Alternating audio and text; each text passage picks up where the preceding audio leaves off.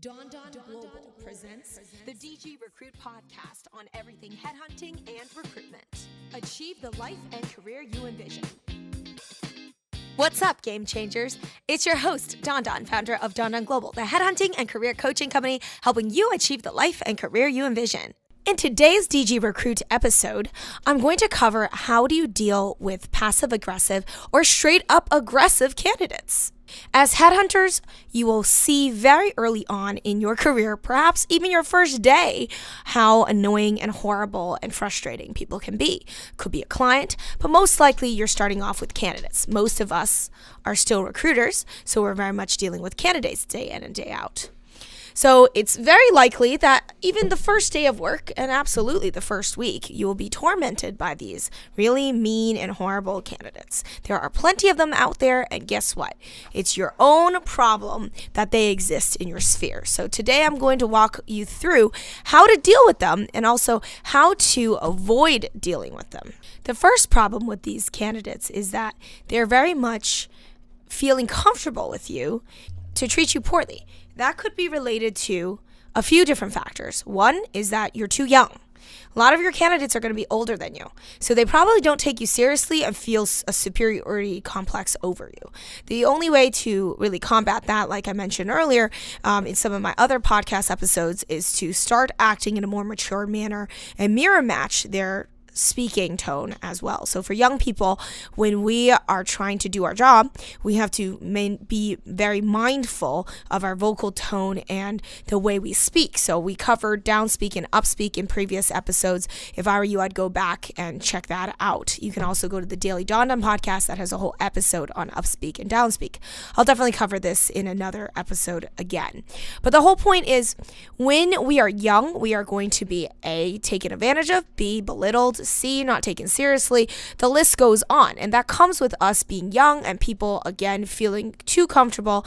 And like most people are just not going to be great. You know, the majority of people are not highly moral.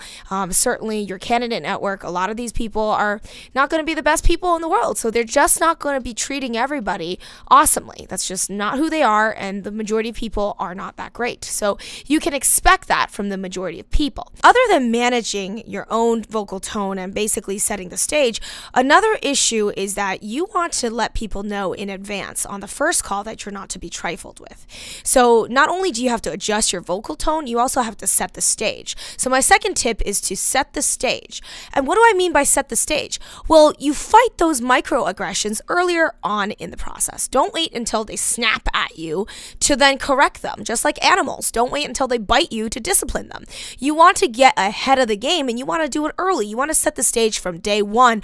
Don't mess with me. And how do you make that happen? Well, on top of using your vocal tone of maturity and speaking in the downspeak manner and making sure that you are not going, you're not giving off that sort of beta energy.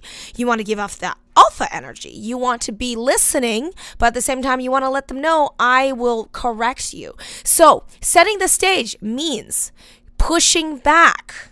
When your candidate does not give you information you need to do your job, like their salary information or their expectation, depending on which state you live, sometimes you can't ask for past salary history. In states that you can, you better be asking that. Why shouldn't they be telling you? If they don't tell you, that they don't trust you. And maybe you can take that for a little bit of time, but long term, you cannot work with the candidate who doesn't trust you. So from day one, set the stage. The second tip again, set the stage. So when they're trying to push back and not tell you what you need to know, don't accept it.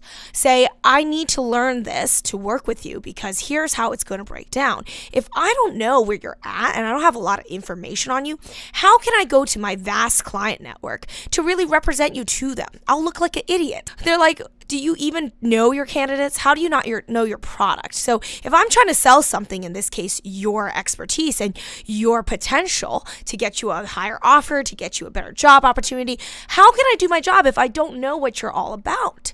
You got to help me out here, right? You got to trust me to a certain degree. And on the first call, I'll even tell candidates, look, I get it. You might not trust me on the first call, but let me meet you. You better give me that opportunity too. So get control earlier on. Get on their friend's side earlier on. Let them know that you're not a commodity. You're not like everybody else. I'm not going to take it. When you treat me like you treat a Joe Schmo recruiter, I'm not digging that. I'm not okay with that because I am not them. I have skills that are higher than theirs, so I can do better for you. And if you don't treat me well, if you don't treat me with respect, guess what? You're not going to get that either. It's a two-way street. So a lot of this sets the stage from the beginning of the conversation. Don't wait again until the dog bites you before you tell the dog to sit down. All right? So setting the stage is very important, pushing back. Number 3 is really handling the process and managing expectations from earlier on. This builds upon point 2, because managing expectation doesn't happen till the final offer stage. Managing expectations happens on the first call. When they tell you their big fat salary expectations, you tell them day one, that's a little bit high. I can see why you feel that way, and I can understand that that's kind of, where you see yourself. While you feel that is going to be easy, I'm sure there's no doubt that somebody will pay you that. The market average is not yielding that right now. Manage the expectations from day one. Again, do not wait until everything is out of control before you start managing down. This also relates to interview expectations and timing, right? You want to let them know from very early on kind of how this thing's going to go down. You want to start anticipating what's coming up, so then again, you get ahead of the curve in terms of process management. And you also want to start taking direction. You are the one that is taking the lead on this process. They are following you, although they are providing you availability, they are still very much following your lead of setting up the next stage and the next stage and the next stage. So again, get used to educating your candidates on what is to come and what is to be expected, so that they actually take you seriously as a partner in this process, not just someone who's there to do an administrative job, because people naturally feel more superior over administrative type people. So make sure that you're not marketing yourself as such, and you want to be an active leader in this process. Number 4. Try to meet your candidates. When you meet your candidates, it's less likely that they will hate you because you took the time out to meet them. When you take the time out to meet a candidate, they know that you put aside time to see them in your busy day. And that face-to-face does make a difference because they will feel closer to you. They will trust you more. They will respect you more. So face-to-face is very important. If you can, you should. And even if you live far away, you should try to make time to do either a telecon, a Skype call, a FaceTime, a video call of some sort. Or you should even try to get a flight out there to meet a slew of candidates. This is a people-based job. You've got to go out and meet your product. If you don't meet them, they won't trust you and you will lose control. Another point, number 5, I would say, is to get more candidates. If you're working with people that treat you like garbage, shouldn't you go and meet other people who don't treat you like garbage? So ultimately, it's still your fault. You need to take the accountability to increase your candidate pools. You're not dealing with the 2 idiots or the 2 meanies or 2 bullies that are just ruining your life. And I remember being in that position where I worked with people that I really hated. And in that position, that although rare, I had to do it because guess what? There weren't a lot of people around that could do the job. So ultimately, it's my problem of a supply issue. I should have had people ready on the go to work with me so that I didn't have to put up with a mean candidate, with a rude candidate, with someone who's not very nice. Ultimately, number 6, you can also confront the issue and let them know, hey, I understand you're frustrated in this process. I feel that you are kind of stepping outside of your boundaries in terms of the respect that you're treating me with. Along the whole process, I've been absolutely nice to you and I'm happy to continue representing you. However, I'd like to point out that I do not like to be treated in that way. I recently had to tell a client this, and I also had to tell candidates this from time to time. Very rarely actually. Candidates usually are great to me, but clients all the time. It's like, we're not a commodity. We can do this for everybody. So, I don't need any lip service. I don't need any attitude. I really don't, because I'm just trying to do my job. I'm trying to have fun.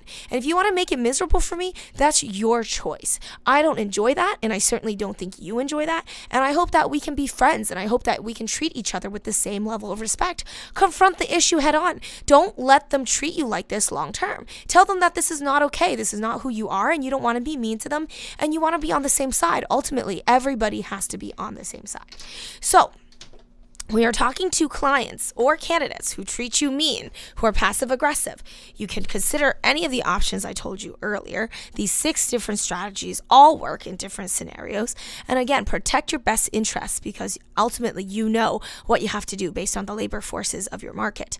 However, you're still a human and you still deserve to be treated well. So it's better that you speak up now and get into the habit of standing up for yourself instead of waiting and dealing with this long term, right? You want to start getting used to being aggressive as well, earning your keep and being very, very honest with how you like to be treated from day one. You deserve it, and you should also enjoy your job. You can't enjoy it if you're dealing with people that are mean to you all day. And this is the exact same problem that I've had throughout the years too. So again, it's a matter of taking control of the conversation from day one, setting the stage so that people do not disrespect you, nor get into the habit of disrespecting you, nor do you allow yourself to be disrespected on a long-term basis as well. So it's better that you nip this in the bud earlier rather than later in your career and getting used to speaking in a more authoritative tone so that you can command the respect that you absolutely deserve.